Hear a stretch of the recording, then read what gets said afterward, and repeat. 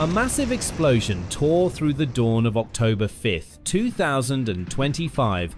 At 3:47 hours, a Russian fuel train rolled steadily along the tracks. The locomotive engineer checked his schedule, unaware that Ukrainian eyes had been watching his convoy for hours. 12 cars, 840 tons of fuel. A lifeline for 3 armored brigades, enough to sustain an entire offensive for weeks. But the real story isn't in the tonnage. It's in the moment, the precise second, when someone decided that this supply chain had to stop. The explosion wasn't just fire and shockwaves. It was a test, a brutal demonstration of one simple, dangerous truth. Power doesn't always come from size. Sometimes precision, persistence, and timing can paralyze an entire war machine. Safety, order, restraint. These are the anchors we repeat in every analysis. But on this morning, the side that believed it held control made one critical mistake, and that mistake triggered a trap. When it snapped shut, the result wasn't just a train derailed by flames. What happened next, tactically and strategically, would rewrite everything we thought we knew about this war. The first flame erupted, slicing through the morning fog. The explosion rolled across the valley like thunder, leaving a column of black smoke rising hundreds of meters into the sky. Russian radar saw nothing, no missiles, no aircraft, only silence between waves of interference. Inside the forward command post, officers stared at blank monitors. Data feeds were gone, cameras offline, radios reduced to static. Someone whispered, "Impossible." But everyone knew this wasn't an accident. It was a strike, programmed to perfection. 35 kilometers away, Ukraine's Special Operations Unit, ghosts beneath the fog, watched through thermal feeds. No cheers, no celebration, only focus. They had waited 4 days for this exact window, the moment the train entered a dead zone where Russian radar coverage disappeared. Every variable had been calculated: speed, cloud density, terrain masking, the 5-minute corridor between 2 ridgelines. One misstep and the mission would collapse. But this morning, everything aligned. When Russia's Lear-3 electronic warfare system powered up, the sky turned white with electromagnetic noise. Every frequency was flooded. Russian operators believed no drone could survive here. They were wrong. The Ukrainian drones flew low, tethered to operators by fiber optic cables thinner than a strand of hair. No GPS, no radio, no signal to jam. To Russian sensors, they were invisible ghosts. And when the first drone struck, the world above the tracks ignited. Car number 8 exploded, then car 11, then the locomotive itself. The rail line vanished under a sea of fire. Explosions overlapped like a rolling drumbeat. Smoke boiled upward as 840 tons of diesel turned to ash in under 5 minutes. Steel rails bent like wax, sensors melted, communications severed. The logistical lifeline of 3 armored brigades evaporated in minutes, and on the front lines, no one yet knew why their fuel had stopped flowing. As Russian officers scrambled to reboot the Lear-3, one systems engineer froze at his console. He'd found a string of code buried in the data, not Ukrainian, not Russian. Origin: a low-orbit satellite, outside the combat zone. At the end of the string, one line of text appeared. Phase 1 complete. No one knew what it meant. But they all understood one thing: the explosion was not the end. It was the beginning of a war no one could see. After the message "Phase 1 complete" flashed across the screen, Russian control centers descended into chaos. Every system was still running, yet no one knew what they were looking at. Fire alarms across multiple sectors triggered at once, while the Lear-3's data feed looped into gibberish. Maps showed burning zones where no trains existed. In the world of signals, truth and illusion had begun to trade places. Deep underground, inside Ukraine's command bunker, engineers watched the thermal feeds through fiber optic channels. They saw the Russian train melting like wax, each carriage engulfed one after another. Winds from nearby hills twisted the fire into a spiraling vortex. From the drone's view, sheets of steel rolled off the tracks, glowing orange in the heat, a surreal ballet of destruction. It wasn't just a military victory, it was a flawless demonstration of unconventional warfare. No missiles, no artillery, only data and precision. In Russia, commanders called it the invisible strike. They saw results but no cause. Rapid response teams were deployed, but the rails were warped, the ground too hot for vehicles to approach. When they finally arrived, they found nothing but skeletal frames and the bitter stench of burned diesel. The field report read, "No evidence of conventional weapon use." A single sentence and silence followed all the way up the chain of command. The true danger lay not in the fire, but in the data. The mysterious code inside the Lear 3 system didn't stop after the words Phase 1 complete. It began replicating, spawning hidden files, transmitting bursts of microwave energy back toward orbit. No one knew what it was sending or to whom. In electronic warfare, sometimes a single line of code can be more lethal than a bomb. For Ukraine's operators, the mission was over. Remaining drones self-destructed, erasing every trace of contact. The team withdrew to a secondary site, bringing with them terabytes of sensor logs, heat curves, combustion rates, blast timings. Yet among the data, their chief engineer found something that shouldn't exist: a reflected signal. It wasn't Starlink, it wasn't Russian. It appeared exactly 3 seconds after the Lear 3 went dark and then vanished. Someone had been watching, possibly a third power. That same evening, European observatories detected an anomaly, a commercial satellite moving slower than orbital velocity, hovering as if to observe. Western intelligence agencies began tracing the signal, suspecting coordination from outside the war zone, perhaps a private entity or a nation quietly testing its reach. To military analysts, the terrifying part wasn't the explosion, it was who had access to the explosion's data. In those few minutes, at least 4 different actors had monitored the same event. A small ambush had turned into a live experiment, a proving ground for 21st century warfare where information, technology, and signal control are the deadliest weapons of all. Moscow launched an internal investigation. Early findings revealed the Lear 3 had been compromised through its feedback loop, meaning Russia's own defense network had been used as an entry point.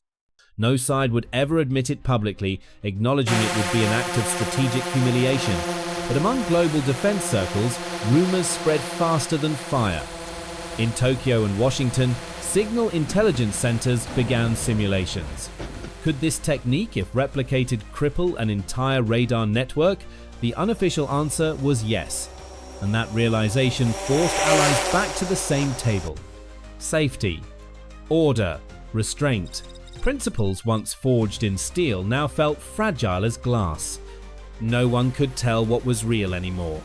And when trust in technology begins to waver, nations start watching each other not with hostility, but with a quiet, growing fear. That night, a single intelligence report circulated among Allied command centers. Its subject line contained only 3 words: Phase 2 initiated. Long after the blast, smoke still hung over the scorched rail line. Blackened carriages lay on their sides like toppled dominoes, rails bent, and soil collapsed as if the earth itself had been wounded. Russian emergency teams arrived but had no idea where to begin. Temperatures at the blast center remained so high that instruments warped and failed. The zone was sealed off, no signals out, no images in. At command posts, the silence stretched unnaturally. Communications flickered, the Lear 3 rebooted, but its data streams refused to match. Radar screens pulsed with phantom contacts, digital maps flashing on and off. Was this a systems glitch or an unprecedented electronic attack? No one could answer, and that uncertainty felt more dangerous than any weapon. Meanwhile, Ukraine's Ghosts Beneath the Fog unit had already withdrawn, carrying every byte of mission data. No photos, no public claims, no victory speeches. Their mission was information, not fame. Engineers began analyzing sensor logs, heat signatures, burn rates, the Lear 3's reaction curves. But buried in the files were packets they hadn't sent, parallel data streams, someone else recording the same operation. Another actor was watching, but not yet intervening. The tactical effects were immediate. Supply routes froze. 3 Russian armored brigades ran short of fuel. Moscow diverted convoys from the north, thinning its defenses elsewhere. One burning train had triggered a chain reaction. What was destroyed was not just hardware, but the tempo of war itself. Kiev made no official statement, but images of the flaming train flooded social media, captioned coldly, "A precision strike for the price of a car." Western military channels called it a textbook case of next-generation asymmetric warfare. Strategists understood the deeper truth. Behind this small strike lay the opening of a new era where data, intelligence, and speed outweigh sheer firepower. Across Europe, orbital tracking stations logged unusual satellite activity over the region. Some signals from commercial platforms were being rerouted, causing ripples across civilian networks. No one claimed involvement, but analysts agreed a third hand was at work, quietly maintaining a dangerous balance. In Moscow, generals debated expanding security zones around supply lines. In Kiev, engineers were ordered to develop countermeasures in case the enemy adopted similar electronic tactics. In Tokyo and Washington, strategic centers quietly archived the data, no interference, but eyes fixed on the screens. By sunset, smoke still clung to the horizon. Far away, the fading orange of the fire glowed against the sky like a warning. A new era of warfare had begun. No declarations, no front lines, only the reality that everything connected can become a target. And in that silence, one unanswered question lingered. If a single small strike can change the balance, who or what is truly steering the rhythm of war? When the last flames died down, it felt as though the story was over. But modern war doesn't end at the blast site. It continues in the ether, where signals can hit harder than explosives. In the hours after the strike, southern Ukraine and southwestern Russia descended into a storm of interference. GPS drifted off course, satellites blinked out of contact, radars filled with phantom targets. Neither side claimed responsibility, but both knew a third force had entered the fight. In Moscow, analysts concluded that Lear 3 hadn't just been disabled, it had been backdoored, a hidden breach allowing someone to mirror every military frequency. In Kyiv, engineers saw strange packets infiltrating their Starlink nodes, forcing automatic frequency shifts. No one could say if it was a glitch or a gatekeeper sitting between them. All countermeasures failed. For hours, the battlefield became a grey zone where nobody truly controlled the tools they were using. By the next day, 3 countries raised the same alarm: Poland, Romania, and Japan. Their coastal radars picked up an unknown low-orbit signal absent from any commercial registry. Military channels called it a ghost satellite, a platform able to copy data streams without connecting to them. It meant that any transmission, even encrypted, could be read elsewhere. A new form of war, global data warfare, had begun. In Washington, the National Security Council met under emergency protocols. Advisors quietly concluded the train strike wasn't just an operation, it was a test. Someone was probing global systems, cyber defenses, satellite comms, even public narratives. No one spoke names aloud, but everyone knew there were only a handful of actors capable of this, and each name made the room heavier. Russia launched a counter-electronic campaign. Convoys of Lear 3 and Krasika jammers rolled to the frontier, thickening the ether until civilian signals were choked. Yet when the systems powered up, their radars filled with dozens of mirror returns, as if each jammer was being watched by its own ghost. Engineers went pale. Something out there was reflecting their every move almost in real time. Ukraine reacted differently. All drone flights were suspended for 48 hours to avoid re-triggering the interference. Specialists suspected the intruder was listening to every frequency, even those of allies. For a day, not a single quadcopter lifted off. A heavy stillness blanketed the battlefield, stranger and heavier than gunfire. International channels broadcast the first footage of the train, a red-orange inferno on the steppe. What chilled viewers wasn't the fire, but the way it was filmed. Overhead, perfectly steady, crystal clear, as if recorded from orbit. No logo, no source, just silent frames. Analysts realized the footage couldn't belong to either combatant. Someone else had been watching and wanted the world to know. By afternoon, NATO radars tracked an orbital signal matching the burn zone. A nameless satellite left its lane and veered toward the Pacific, where US and Japanese tracking bases sat waiting. No claim of responsibility. The question had shifted. No longer who attacked, but who is observing. A small ambush had become a global signal. One spark illuminated a larger truth, the era where data, energy, and national will converge. As war moves into cyberspace, the line between winner and loser blurs. The only real victor is the one who controls reality itself. What seemed like a tactical strike on a Russian fuel train turned out to be something far greater, the opening chapter of a new era in modern warfare, where a single pulse of electricity can shake the foundations of global power. The battlefield is no longer defined by borders or front lines. It lives in frequencies, in data streams, and in silent decisions made between signals. From a military standpoint, the attack was a perfect blend of three decisive elements: precise intelligence, civilian technology turned military, and real-time coordination. Ukraine demonstrated a hard truth of the digital age. Deterrence no longer requires nuclear weapons. It only requires knowing the enemy's system well enough to make it turn against itself. Russia's Lear-3 electronic warfare system, once a symbol of regional dominance, lost all meaning within minutes. This was more than a hardware failure. It was a collapse of technological confidence. A defense network designed to jam others was undone by its own principle. The most dangerous part? It wasn't defeated by force, but by thought. When control of the signal was lost, the chain reaction reached far beyond the battlefield. Navigation drifted, supply lines froze, communications and radar feeds collapsed into chaos.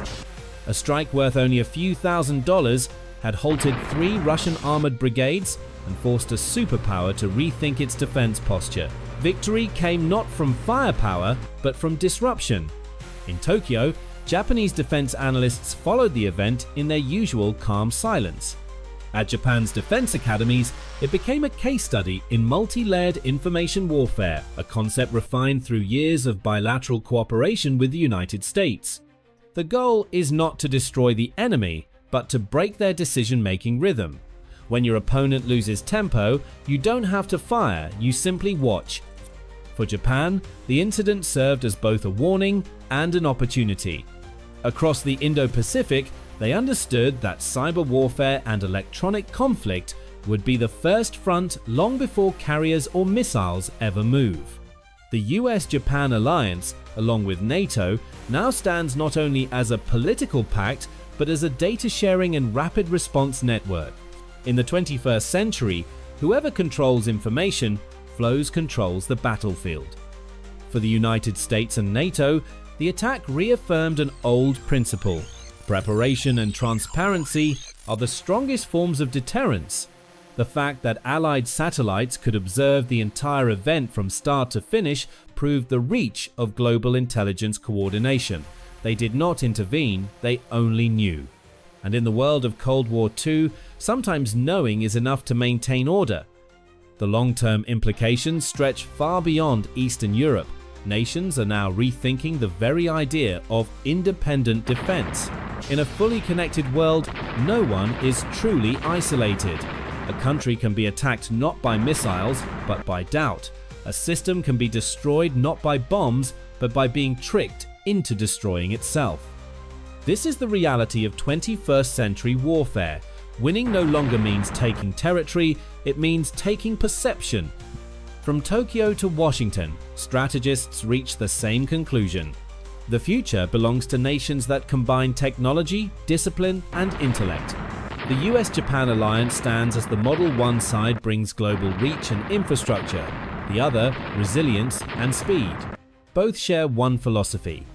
Power exists not to start wars but to prevent them.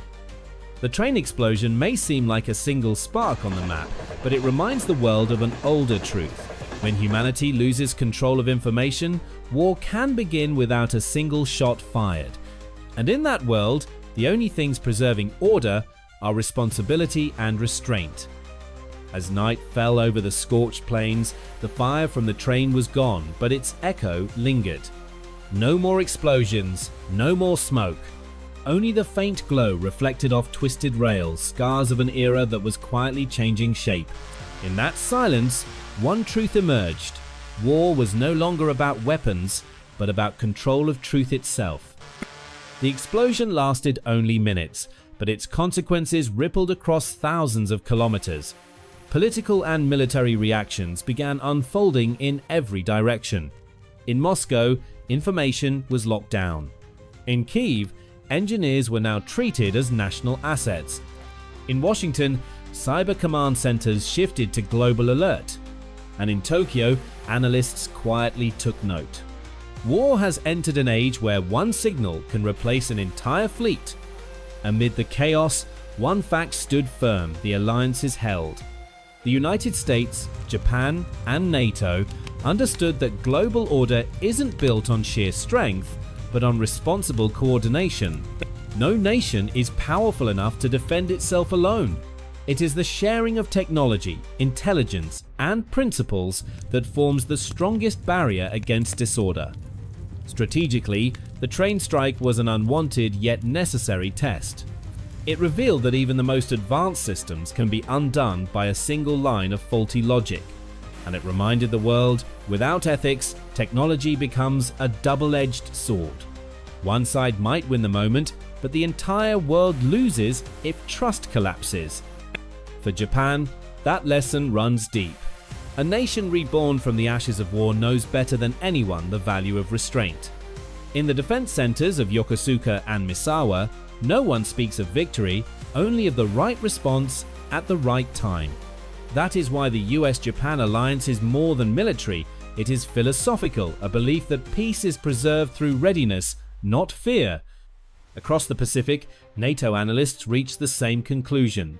The 21st century will have no fixed front lines. Power will no longer be measured in ships or missiles, but in early awareness, rapid reaction, and seamless cooperation. A small strike can shake an empire, but a united alliance can keep the world standing still. Perhaps that is what the train explosion has unintentionally taught humanity. Peace is never automatic. It must be guarded hour by hour, second by second with knowledge, technology, and above all, trust. No algorithm can replace it, and no artificial intelligence can shield us from the cost of arrogance. Amid the fading smoke, the bent rails seem to whisper a warning. One moment of overconfidence can throw a decade into chaos. Military strength is not meant to start wars, but to stop them before they begin.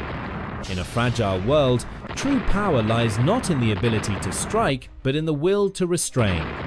As satellites return to their steady orbit, as radio frequencies clear and silence returns, life will move on. But for those who witnessed it, one quiet question remains. Was that fire a warning or the beginning of something greater?